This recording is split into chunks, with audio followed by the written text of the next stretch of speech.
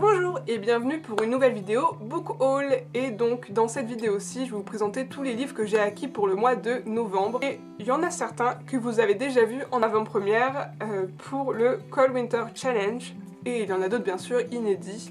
J'ai recommencé à acheter des e-books parce que pour la Black Friday Week, Amazon en proposait plein, pas cher.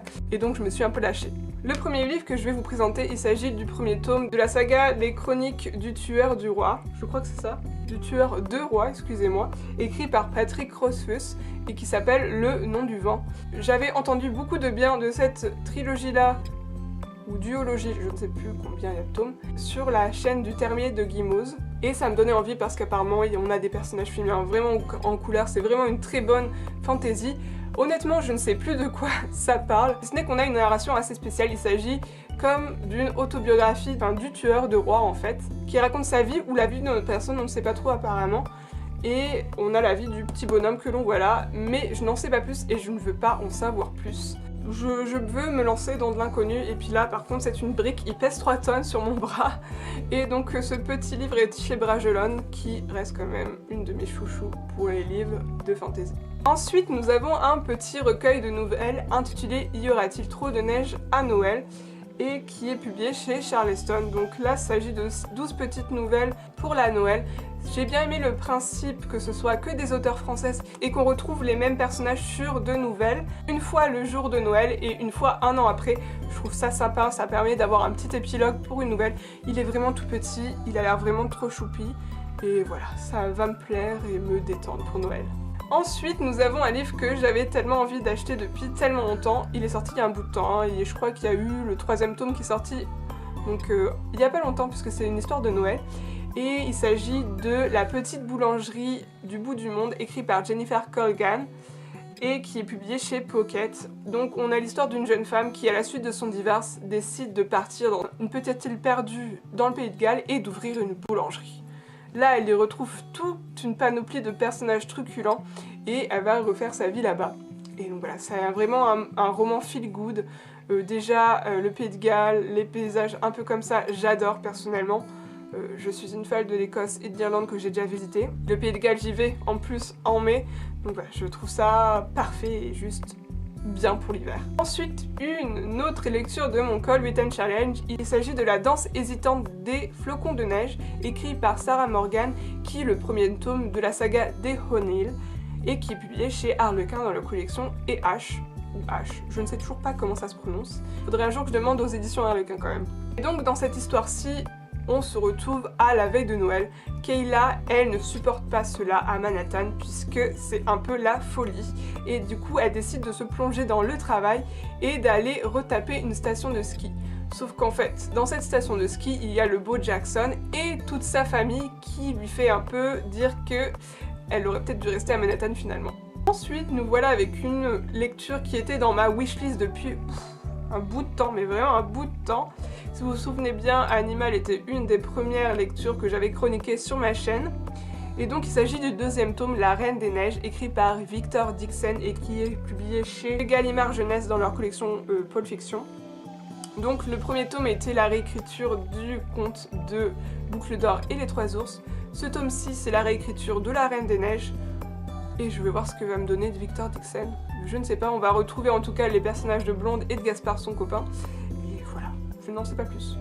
Ensuite, un livre que je pense vous avez dû voir sur les réseaux sociaux, sur Booktube ou n'importe où, que sais-je. Il s'agit du livre de Nin Gorman, des lectures de Nin, qui s'intitule Le Pacte d'Emma, anciennement Le Pacte sanguinaire sur Wattpad je crois, et qui est publié chez Albin Michel. Dans cette histoire-ci, on a l'histoire de Emma. Emma est atteinte d'une maladie très grave qui la condamne à mort en fait. Et elle se retrouve à passer un pacte avec un certain monsieur Henderson qui va peut-être l'amener dans ses retranchements et plus loin qu'elle ne le pensait. Je n'en sais pas plus, j'ai envie de me laisser le plaisir de la découverte. J'ai entendu de bons avis, mais aussi de mauvais dessus. Donc je vais voir et me faire mon propre avis. Je trouve ça en tout cas super que les booktubeuses que je suis sortent des livres et que je puisse les lire. Donc voilà, puis en plus la couverture est je trouve très jolie. Ensuite, je vais passer aux livres que j'ai achetés en e-book. Le premier e-book que je vais vous présenter, il s'agit du Temps des larmes, écrit par Annie Gabori et qui, je pense, est auto-publié, je n'en suis pas sûre. Je crois que oui, c'est auto-publié. Et là, on se retrouve aux États-Unis au moment de la conquête de l'Ouest.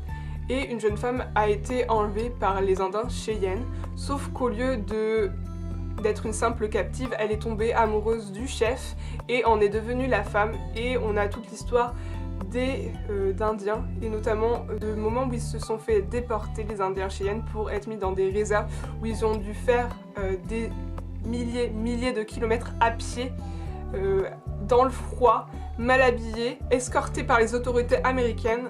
Cette espèce de croisade, on va dire, est relatée dans ce livre et est aussi très connue sur le nom du Sentier des larmes ou une chose comme ça, parce que beaucoup d'Indiens sont morts lors de cette traversée. J'aime beaucoup me documenter sur les Amérindiens, donc vous savez ma passion pour le symbole de l'attrape-rêve, donc notamment que j'ai tatoué sur mon bras ou que j'ai derrière si vous le voyez des fois sur mes vidéos. Et je trouve ça très juste d'en parler et d'en faire parfois des romans. Il a très bien noté sur Amazon, il était vraiment pas cher, donc j'ai foncé, je l'ai acheté.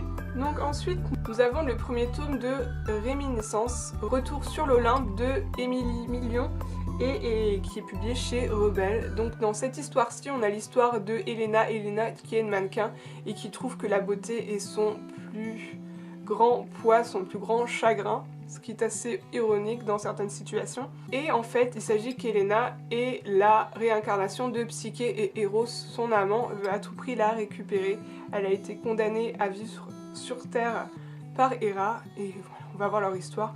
J'en sais pas plus, mais je pense que ça va être bien, parce que j'adore la mythologie grecque, et là on a un mélange de tout ça. Merci Rebelle pour ce roman. Ensuite, encore un e-book de chez Rebelle, il faisait des promotions, en fait c'est pour ça, faut pas chercher plus loin, qui s'intitule Comme l'obsidienne, écrit par V.I. Pratt, je sais pas si elle est française ou pas, qui est le premier tome d'une saga. Par contre, je ne sais plus du tout de quoi ça parle, mais vraiment plus du tout. Je sais que le résumé m'avait plu, mais alors là, rien du tout. Voilà, c'est une histoire un peu fantastique, sombre et tout. Là, c'est une rose. Et là, on se rend compte de la booktubeuse trop nulle qui ne se souvient pas des résumés. Ensuite, j'ai acheté deux e-books de la collection HQN de chez Harlequin. Il s'agit de Hot Love Challenge et Hot Love Disaster. Donc là, je vous présente Hot Love Challenge, qui font partie de la même petite saga.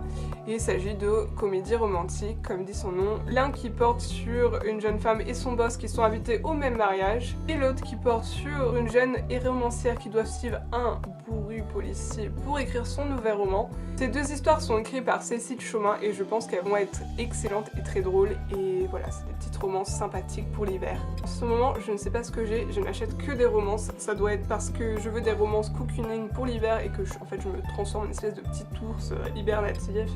Donc voici un autre roman de Sarah Morgan, il s'agit de Nuit blanche à Manhattan et qui est publié chez Harlequin dans leur collection EH.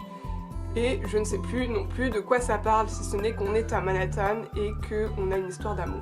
Je suis vraiment pas bonne avec les résumés en ce moment, mais vraiment pas du tout.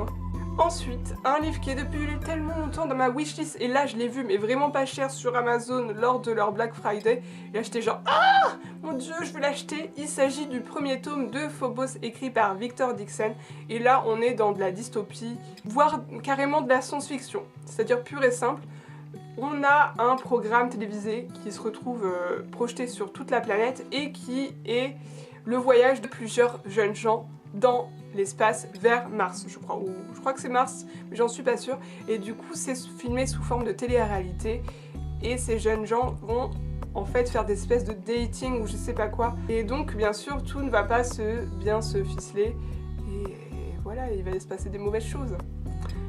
Le 4e tome vient de sortir, et là je n'ai même pas lu le premier tome, mais je n'ai entendu que du bien de cette histoire de science-fiction, et ça fait tellement longtemps que je n'ai pas vraiment lu de la vraie science-fiction, et donc ça me donne encore plus envie. Et enfin, le dernier livre de ce book haul, il s'agit de Pas si simple de Lucie Castel, qui est publié chez Harlequin dans leur collection EH. Et là on se retrouve à la période de Noël dans un aéroport où il faut attendre bien sûr un avion qui met beaucoup de temps à arriver.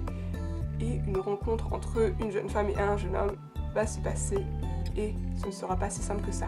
Donc voilà pour mon book haul qui est plus conséquent que ce que je pensais, hein, puisque je vois l'heure qui tourne et en fait j'ai mis un petit bout de temps à tout présenter. Donc je vais essayer de condenser ça pour pas que ce soit trop long. De toute façon, je me souvenais pas du tout des résumés, donc voilà, ça aide à rendre la vidéo beaucoup plus courte. Donc en tout cas, si vous avez lu un de ces livres, n'hésitez pas à me le dire en commentaire ce que vous en avez pensé. Si vous avez des suggestions de lecture, pareil en commentaire. Et moi je vous dis à bientôt pour une prochaine vidéo et bisous bisous.